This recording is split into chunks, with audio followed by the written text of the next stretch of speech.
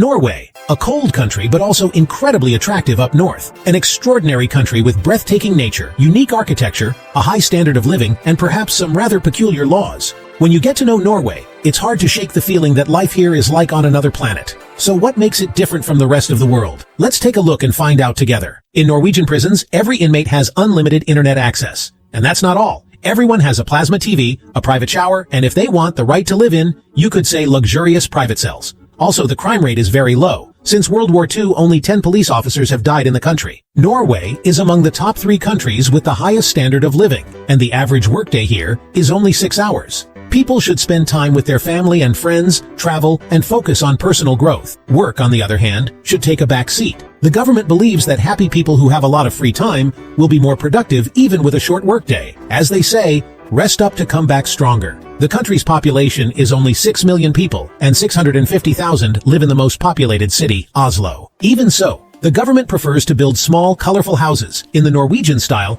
that blend in with nature instead of tall buildings, because they believe that preserving nature is the most important thing for a happy life. That's why there's a special bond with animals here. For example, even neutering an animal is forbidden unless it improves their quality of life. There are serious jail sentences for violating animal rights. You don't mess with them here. The government regularly checks that pets aren't being mistreated, just like it should be. There are 450,000 lakes in the country, and nature is the main way people spend their free time. Can you imagine? Most people live in old houses by the lakes in villages, and when they want to disconnect from the world, they come here and live a simple, secluded life, far from everything. A real cabin in the woods. Wild animals are so used to people that you can even find, for example, wild deer in the middle of the city. Incredible. The government sees every writer and artist, even if you're not famous, as a potential talent and gives them support. For example, if someone wants to write a book, the government gives them a monthly payment, a kind of grant, and pays it until the book is finished. Even after the book is published, the support doesn't stop. Every library has to buy a certain number of copies of new books and make them available to the public. This gives security to people who want to create something. Of course, in winter the weather is very cold and life adapts to it. At this time of year, it's typical to go camping, hiking in the forest, mountain climbing, and of course, skiing. A ski resort is at most 20 minutes from anyone's house,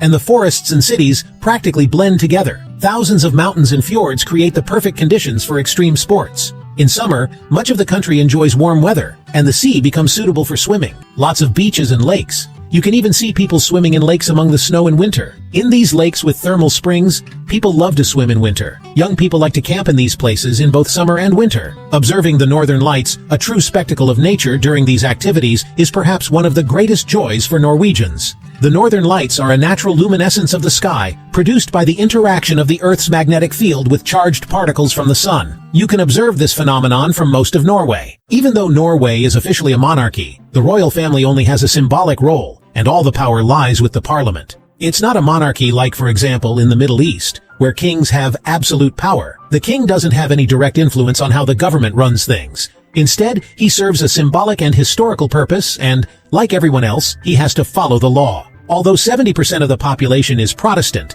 lots of Norwegians consider themselves atheists. It's worth pointing out the significant Muslim immigrant community here. Immigrants, mainly from Arab countries, have more rights here than in many other countries around the world. There are 136 Muslim organizations in the country, and 70% of immigrants are members. Because some immigrant families didn't want their children attending the same schools as Christians, the government even opened a school in Oslo just for Muslims. Also, Norway refused to join the European Union because of its high standard of living, which is higher than the European average. This decision was made by the people in a referendum. The government strongly believes in living in harmony with nature. Because of the mountains and the need to protect the environment, the roads between cities often have many bridges and tunnels. The world's longest tunnel, which is 13 miles long, is also in Norway. This way of thinking has led to a fairy tale style of architecture. It's like something out of a storybook. With its houses and other buildings, almost every street looks like a postcard. For example, this is the Borgen Stave Church. It's 800 years old, and even though it's made of wood, it's very well preserved. And this is the Late Fossen Bridge, next to one of the most famous waterfalls in the world. And again, to preserve the natural beauty,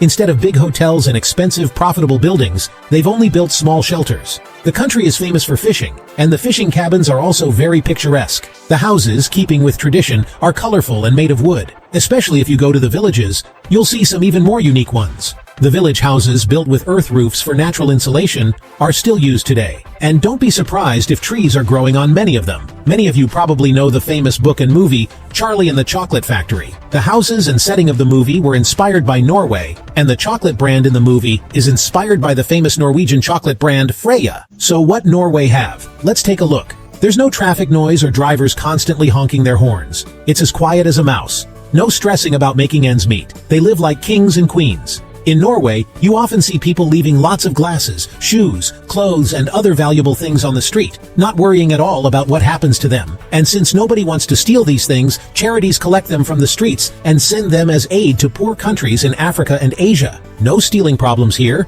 You can count the cases of fraud in Norway on one hand, and those who do it are looked down upon. No worries about school costs either. Want to study? Study as much as you want. College education is free even for foreigners. The government gives a lot of help to those struggling financially. No child abuse either. If a teacher sees bruises or scratches on a child, the government immediately starts an investigation. If the abuse is confirmed, the child is taken away from the family right away. These checks happen regularly. No stealing problems. Stealing is one of the least common crimes in Norway, and it's considered super embarrassing. Norway is also the only country where a penguin has a knighthood. In 2005, a penguin named Nils Olav received a medal from the Norwegian Army, becoming an honorary colonel and commander-in-chief of the Norwegian Royal Guard. On the day of his honorary promotion to colonel, Penguin Olav inspected the formation and visited his life-size statue, 3 feet tall. A Norwegian officer even declared, "We are certain that we have chosen the most worthy penguin for the position of commander of our most elite unit." Now he holds the rank of brigadier general. Actually,